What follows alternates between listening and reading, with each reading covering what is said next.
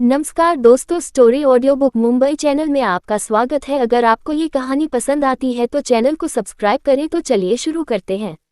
अब तक आप लोगों ने सुना कि हर्षवर्धन के ऑफिस में अनाया बैठकर काम कर रही थी।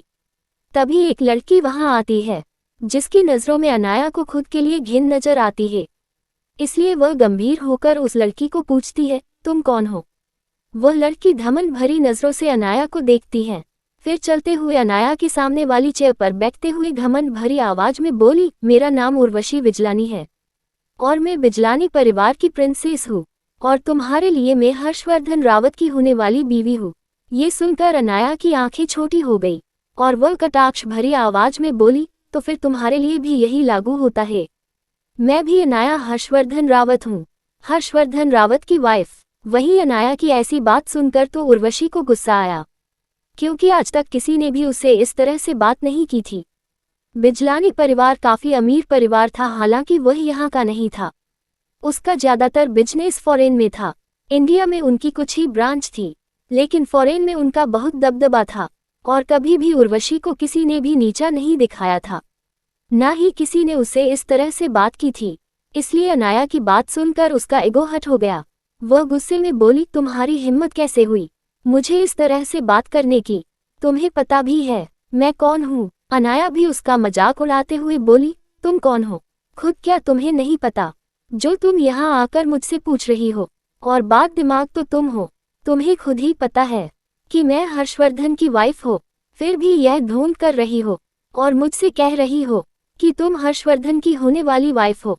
क्या ये सबसे बड़ा मजाक नहीं है? इतना बोलकर वह उसे घूर कर देखने लगी। दरअसल अनाया को जब उर्वशी का नाम पता चला तभी वह समझ गई थी कि यह वही लड़की है जिसको मीनल देवी ने हर्षवर्धन के लिए पसंद किया है, क्योंकि उस दिन वहां से आने के बाद अनाया ने मीनल देवी पर बहुत अच्छे से नजर रखी थी। उनकी पल पल की खबरें अनाया को मिल रही थी। पहले दो अनाया को रावत परिवार में इतनी दिलचस्पी नहीं थी, न उसके लिए हर्षवर्धन ही सब कुछ था और वह हमेशा अपने लोगों से उन्हीं चीजों पर नजर रखने को कहती थी जिसे हर्षवर्धन को खतरा हो और वह उसे प्रोटेक्ट कर सके। लेकिन मीनल देवी की बात सुनकर उसे इतना गुस्सा आया कि उसने मिलन देवी पर काफी कड़ा पहरा बिठा दिया। यहाँ तक कि अनाया चाहे तो उसे ये तक पता होगा कि मीनल देवी ने दिन में कितनी बार पानी पिया या फिर वह कितने निवाला खा रही है। उसने बहुत गौर से उस पर नजर रखवाए हुई थी। यहाँ तक कि रोबोट रैम ने भी रावत मेंशन की सीसीटीवी पहले ही हैक कर लिए थी। एक तरह से मीनल देवी अनाया की नज़र बंद में थी और उसे इस वजह से कई सारी इन्फॉर्मेशन मिली थी, जैसे कि मीनल देवी ने बिजलानी परिवार को घर पर इनविटेशन दिया था। यहाँ तक कि उर्वशी बिजलानी कई बार रावत मेंशन भी गई थी। हालांकि अनाया ने वहां की सीसीटीवी देखने की जहमत नहीं उठाई थी, उसने बस रोबोट रैम से वहां की इन्फॉर्मेशन कलेक्ट करने को कह दिया था, जिस वजह से उसने बस ऊपर से ही इन्फॉर्मेशन सुनी थी। इसी वजह से उसे बस उर्वशी का नाम पता था। उसने उसे कभी देखा नहीं था, लेकिन जब से उसे इस बारे में पता चला था तब से ही उसे बिजलानी परिवार से नफरत हो रही थी। अगर उसका बस चले तो वह बिजली परिवार को पहले ही बर्बाद कर देती है ताकि उनकी हिम्मत ना हो हर्षवर्धन के ऊपर नजर रखने की। लेकिन वह अपने गुस्से में कोई ऐसा काम नहीं करना चाहती थी जिससे कुछ गलत हो जाए। उसे बिजलानी परिवार से कोई पर्सनल दुश्मनी नहीं थी और वह नहीं चाहती थी कि उसकी वजह से कई सारे लोग बिना वजह ही मुश्किल में पड़ जाए। इसलिए उसने खुद को रोक रखा था। लेकिन आज उर्वशी के आने से उसके अंदर का गुस्सा और बढ़ गया। उर्वशी भी अनाया की इंसल्ट करने से गुस्से में आ गई। वह अनाया को उंगली दिखाते हुए बोली, तुम घटिया लड़की, तुम्हारी औकात नहीं है हर्षवर्धन के साथ रहने की और तुम उसे अपने प्यार में फंसाकर उसकी बीवी बन गई हो। चलो इस बारे में बात करते हैं। मैं तुम्हें एक ऑफर देता हूँ, तुम हर्षवर्धन को छोड़ दो, उसके बदले में तुम्हें मुंह मांगी कीमत दूंगी। चाहे तो एक अमीर बिजनेसमैन भी दे सकती हूँ तुम्हें, लेकिन बस हर्षवर्धन का पीछा छोड़ दो। वह मेरा है और मुझे अपनी चीजों पर किसी की नज़र बर्दाश्त नहीं है। किसी अनजान लड़की को अपने पति को मेरा कहने से अनाया की आंखें छोटी हो गई।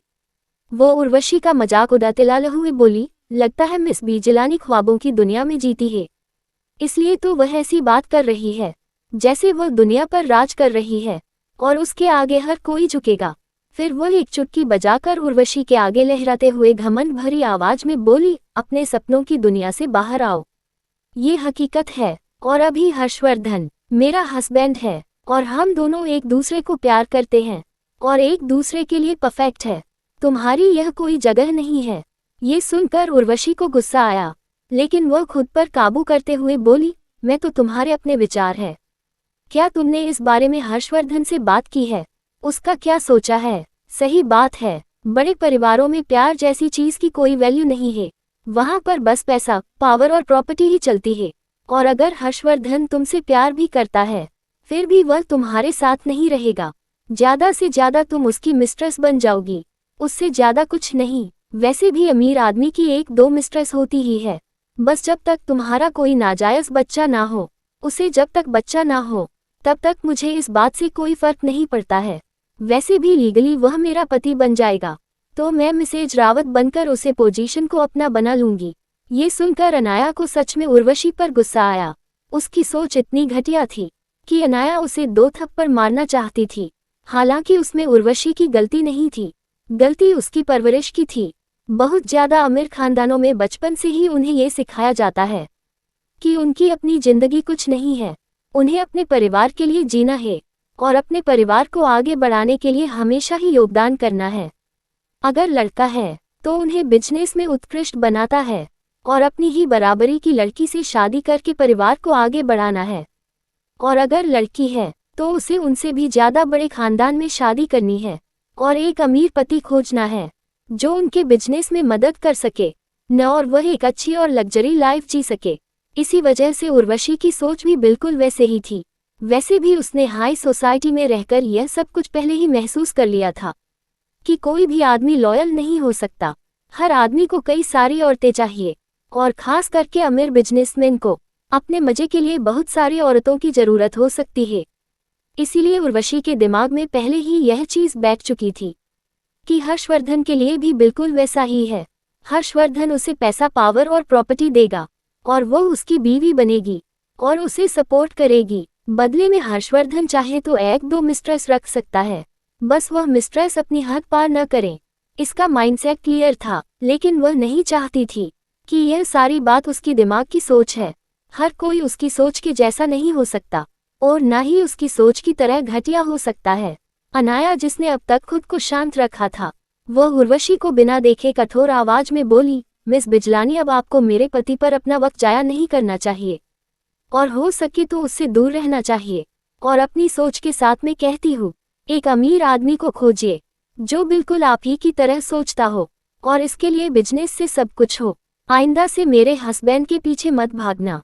ये सब कुछ सुनने के बाद भी उर्वशी के चेहरे पर हल्की सी भी शिकन नहीं आई, जैसे वह अभी भी कॉन्फिडेंस हो कि अन्य बस बकवास कर रहे हैं।